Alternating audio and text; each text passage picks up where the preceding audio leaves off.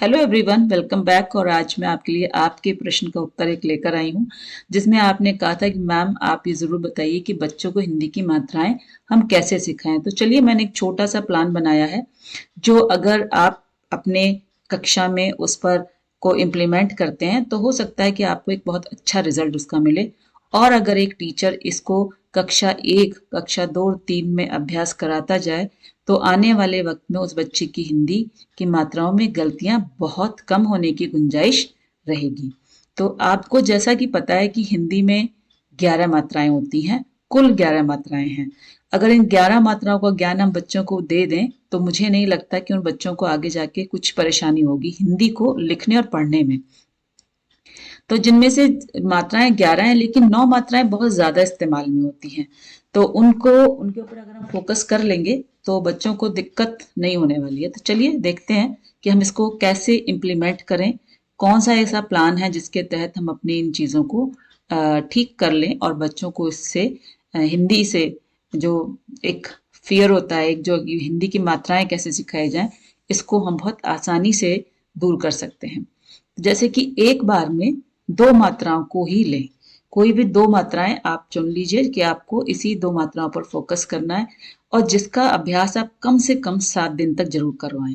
कैसे करवाएंगे मैं भी आपको बताऊंगी। तो अगर हम इस तरीके के प्लानिंग को आगे चल के 2 महीने तक भी कंटिन्यू कर लेते हैं तो ये आपकी सारी मात्राएं उसमें कवर हो जाएंगी। पहला क्या काम है कि अगर आप कक्षा 1 में पढ़ा रहे हैं या कक्षा 2 में पढ़ा रहे हैं या कक्षा 3 में भी पढ़ा रहे हैं, या मुझे लगता है कि ऊपर की कक्षाओं में भी अगर बच्चों को वर्ण का ज्ञान नहीं है तो सबसे पहली बात है कि आप बच्चों के वर्ण ज्ञान का एक टेस्ट जरूर लेंगे। किन किन बच्चों को वर्ण में कौन कौन से वर्णों का ज्ञान है, कौन से वर्णों का ज्ञान नहीं है।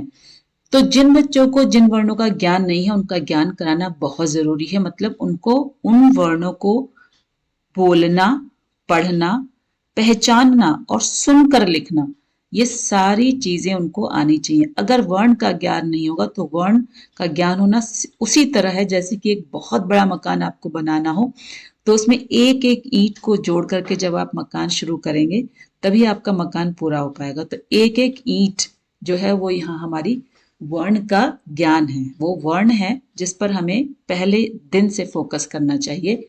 पहले दिन पर हमें उसी की बातों को ध्यान में रखना चाहिए कि हमें ये जानना बहुत जरूरी होता है कि बच्चों को वर्ण का ज्ञान है या नहीं। क्योंकि मात्राओं के ज्ञान पे हम बहुत ज्यादा फोकस करते हैं, लेकिन वर्ण का ज्ञान है या नहीं, ये हमसे कहीं ना कहीं ये पार्ट छूट जाता है। दूसरे पार्ट में जो दूसरा आप स्टेप लेंगे वो है कि उसके बाद आप उनको स्वर का अभ्यास कराएं कि हमारे जो हिंदी की वर्णमाला है उसमें कितने स्वर हैं, और उन स्वरों को जब हम इन वर्णों के साथ जोड़कर लिखेंगे तो कैसे जोड़ेंगे, और उनको हम किस प्रकार से बोलेंगे और किस प्रकार से हम लिखेंगे। क्योंकि हिंदी इतनी अच्छी भाषा है, इतनी वैज्ञानिक भाषा है, ये तो सब जानते हैं, लेकिन उसका इस्तेमाल करने के लिए थोड़ा सा हमें अभ्यास कराने की जरूरत है।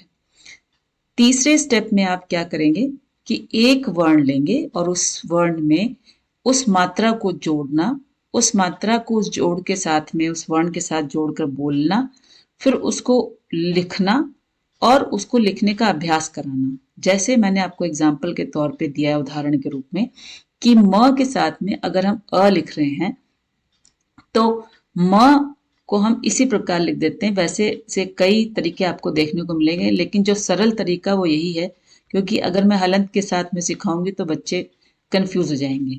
और इसी म के साथ में जब आ जोड़ा जाएगा, यानी कि आ स्वर हम जोड़ रहे हैं, तो वो हो जाएगा माँ। तो हम ये आ लिखते नहीं है, इसकी इस मात्रा इस रूप में, मतलब मात्रा के रूप में इसको इसके साथ जोड़ देते हैं। ये चीज बच्चों को सिखानी है। ये हमने उसको लिख करके सिखवाया, पढ़ करके सिखाना है, उसके बाद बोलने का अभ्यास करवाना है। फिर इन जोड़े हुए वर्णों से शब्द बनाना सिखाएं कि जिन जिन वर्णों के साथ आप इस मात्रा को जोड़कर लिखवा रहे हैं, आप कोई भी 5-6 वर्ण ले लीजिए और उनके साथ इस मात्रा को जोड़ दीजिए, और फिर बोलिए इन जोड़े हुए जो वर्ण है हमारे आ की मात्रा के साथ में, इनको जोड़कर अब आप कोई नया शब्द बनाइए। ठीक है, जब बच्चा उससे नया शब्द बनाने का प्रयास करेगा तो समझिए कि वो मात्रा का ज्ञान उसको हो रहा है, वर्ण के साथ साथ वो मात्रा भी सीख रहा है। जैसे मैंने आपको सिखाया कि हमने आ की मात्रा सिखाई और हमने ई की मात्रा सिखाई। ठीक है, अब इन दोनों मात्राओं को जोड़ के हमने एक नया शब्द बनाया, मामी। तो इस प्रकार आप कई सारे शब्द, कभी कभी शब्द बच्चे जो हैं ऐसे शब्द भी बनाएंगे जिनका कोई मीनिंग नहीं होगा, जो आप कहेंगे नहीं ये गलत है, तो उनको कभी ये मत कहिए कि गलत है। उनके शब्दों को उन्हीं के शब्द भंडार में रहने दीजिए। लेकिन जब वो देखेंगे धीरे धीरे कि इन शब्दों का को कहीं इस्तेमाल नहीं किया जा रहा है, तो शब्द उनसे अपने आप छूटते चले जाएंगे। 5वें नंबर पर आप इन सीखे हुए छोटे शब्दों से छोटे छोटे वाक्य बनाएंगे। छोटे छोटे वाक्य बनाना सीखना बोलेंगे। छोटे छोटे वाक्य उनको पढ़वाएंगे लिख करके। जैसे फ्लैश कार्ड बना लीजिए उन छोटे वाक्यों का, उनको पढ़ना सिखाइए। छोटे छोटे वाक्य उनसे लिखवाइए और इसका अभ्यास कराना है। जैसे मैंने अब आपको आगे दिया कि हमने सिखाया म, वर्ण म के साथ में आ की मात्रा और ई की मात्रा सिखाई, और उसके बाद हमने मामी शब्द बनाया और इसी प्रकार हमने आई जोड़ दिया। तो मामी आई, मामी आज खाना पका। इस प्रकार हम बच्चों को आ और ई की मात्रा का ज्ञान इसमें करवा रहे हैं।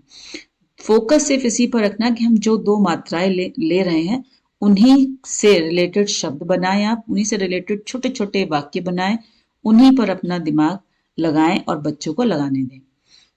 आखिर में आपको करना क्या है कि श्रुत लेख लेना है कि ऊपर के सभी स्टेप्स में जितने भी आपने पांचों स्टेप कराए हर बार आप श्रुत लेख लेंगे। मतलब वर्ण सिखाने के बाद श्रुत लेख लीजिए, मात्रा सिखाने के बाद श्रुत लेख लीजिए और वाक्य बनाने के बाद भी श्रुत लेख आप लें। और बच्चों को ये जरूर बताएं कि बेटा जब श्रुतलेख आप लिखेंगे तो उसमें आपको पहला स्टेप जो होता है वो ध्यान से सुनना होता है और फिर उस शब्द को दिमाग में दोहराना है मन में और फिर उसको आपको लिखना है। अगर ये 3 स्टेप आप सही से कर लेंगे तो आपका शब्द गलत नहीं होगा। और आपको थोड़ी सी चतुराई यहाँ दिखानी है कि आप मात्राएं तो वही रखिए लेकिन वर्ण थोड़े से बदल दीजिए। तो बच्चे सुनकर के थोड़ा सा रुकेंगे, उनके दिमाग में स्ट्राइक करेगा कि ये वर्ण हमने सीखा है अभी नहीं सीखा है, तो उनका दिमाग क्लिक करेगा और सोचेगा, सोचने पर मजबूर करेगा। तो यहाँ आप बच्चे की क्रिएटिविटी पर का असेसमेंट कर सकते हैं, उसका मूल्यांकन कर सकते हैं। जब ये सारा काम आप कर लें तब आप वहाँ एक ग्रुप एक्टिविटी बच्चों को देंगे। जैसे कि अगर ज़्यादा बच्चे हैं तो छोटे छोटे ग्रुप में उनको बांट दीजिए। 3 से 4 बच्चों का एक ग्रुप बनाइए और उनको एक खाली पेज दे दीजिए कि आप इन पर अपनी अपने ग्रुप में बैठकर कुछ इन वर्णों के साथ मिलकर के इन मात्राओं के शब्द लिखेंगे। अब उसमें वो कौन कौन से शब्द लिख रहे हैं, ग्रुप में कौन बच्चा ज्यादा एक्टिव है, कौन बच्चा कम एक्टिव है, कौन बच्चा लिख रहा है, कौन बच्चा सिर्फ सुन रहा है। कुछ बच्चे कभी कभी ग्रुप में ऐसे भी होते हैं जो ना बोलते हैं ना लिख रहे होते हैं। तो ऐसे बच्चों को भी ध्यान में रखना है और उनको थोड़ा सा मोटिवेट करना है कि आप भी अपने कोई शब्द यहाँ बताइए और लिखिए। और इसी दौरान जब आप कक्षा में घूम रहे हो उनकी ग्रुप एक्टिविटी को देखते हुए उसी वक्त आप वहां पर उन बच्चों का मूल्यांकन कर सकते हैं, वो भी बिना बताए। और इस प्रकार मुझे लगता है कि जो मैंने आपको स्टेप्स बताए हैं अभी उन पर आप अगर फोकस करेंगे तो आप हिंदी की मात्राओं को ध्यान से बच्चों को सिखा सकते हैं। और आपको एक छोटा सा प्लान आप बनाएंगे 1 मंथ, पहले 1 वीक के लिए, फिर 2 वीक, 3 वीक, 4 वीक, 5 वीक और 6 वीक तक का अगर आप बना लेंगे तो आप इतनों में 6 वीक्स में आप बच्चों को सारी मात्राओं का ज्ञान दे सकते हैं और उनका मूल्यांकन भी अच्छे से कर सकते हैं। उम्मीद है आपको ये वीडियो अच्छा लगा होगा। अगर अच्छा लगा हो तो अपने दोस्तों के साथ इसको शेयर ज़रूर कीजिएगा।